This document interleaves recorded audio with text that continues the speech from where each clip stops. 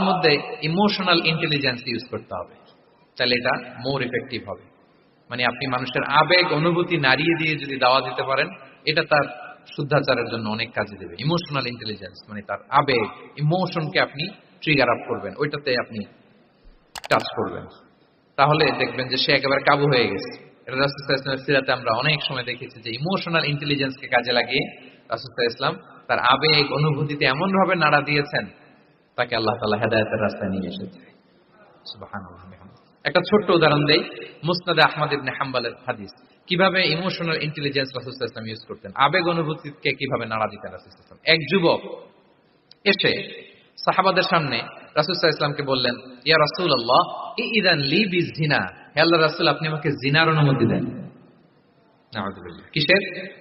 জিনার, মানে ব্যভিচারের অনুমতি দেন। ব্যভিচার বা জিনার অনুমতি দেন। আশেপাশের সাহাবারা তো রেগে মেগে আগুন। فاقبل القوم عليه فزجروه, সবাই তাকে দৌড়ে ধরতে গেল আর ধমকাতে লাগলো, ছি ছি ছি, মা মা, আমরা যেটা বাংলায় বলি ছি ছি, আরবিতে ওনারা কি বলে? মা মা, ছি ছি, কি বলো তুমি? লজ্জা শরমের মাথা খেয়ে তুমি রাসূলুল্লাহর দরবারে এসে বলতেছো, হে আল্লাহর রাসূল আপনি জিনার অনুমতি দেন। যে রাসূল আল্লাহর পক্ষ থেকে বাণী শোনায়, ওয়ালা তাকরাবুজ জিনা, তোমরা ব্যভিচারের নিকটবর্তীও হয়ো না, আর তুমি সেই নবীর কাছে এসে আবদার করতেছো জিনার অনুমতি দেন। তারা যখন তেরে আসলো এই যুবকের দিকে, রাসূল সাল্লাল্লাহু আলাইহি ওয়াসাল্লাম তাদেরকে থামালেন, বললেন যে তোমরা থামো, যুবককে ডেকে আনো আমার কাছে। যুবককে নিয়ে আসা হলো, রাসূল সাল্লাল্লাহু আলাইহি ওয়াসাল্লাম তাকে পরম আদরে কাছে টেনে নিলেন। এবার তাকে জিজ্ঞেস করলেন, তুমি জিনার অনুমতি চাও না? বলে যে ইয়া রাসূলুল্লাহ জি, জিনার অনুমতি চাই। তখন রাসূল সাল্লাল্লাহু আলাইহি ওয়াসাল্লাম বললেন, তুমি আমাকে উত্তর দাও তো, তুমি বলো তো যে আতুহিব্বুহু লি উম্মিক, তুমি কি পছন্দ করবে যে কোনো পরপুরুষ তোমার মায়ের সাথে এই জিনাটা করুক?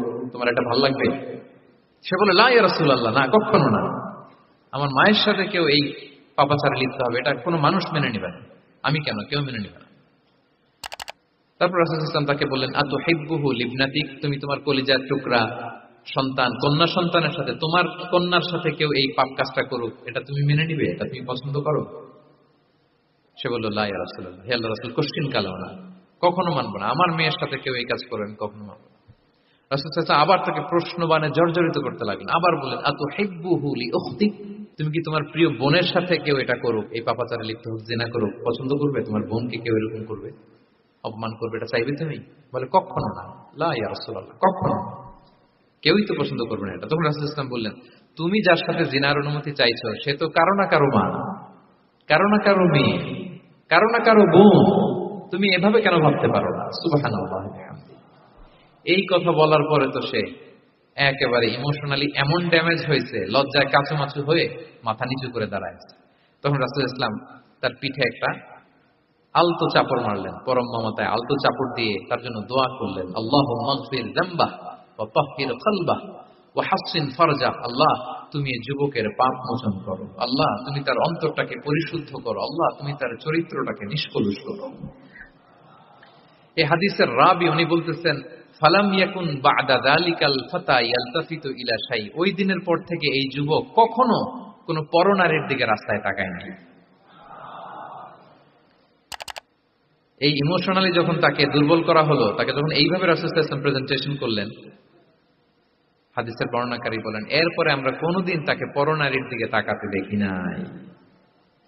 তার হৃদয়টাকে আল্লাহ তাআলা পরিশুদ্ধ করে দেন। রাসূল সাল্লাল্লাহু আলাইহি ওয়াসাল্লাম ওয়ায়ুযাক্কিহিম, কিভাবে মানুষকে পরিশুদ্ধ করতে দেখেন, কিভাবে তার আবেগ অনুভূতিকে নাড়িয়ে তার চিন্তার জগতে আলোড়ন সৃষ্টি করে তাকে এমন ভাবে কাবু করলেন যে রাসূল সাল্লাল্লাহু আলাইহি ওয়াসাল্লাম যেই দিকে তাকে গাইড করতেছে এখন সে সেদিকেই যেতে বাধ্য।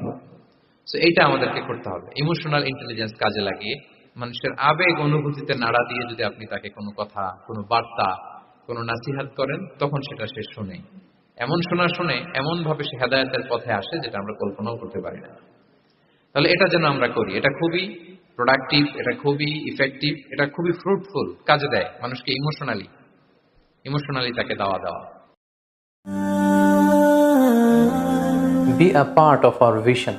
Do listen and share the khair.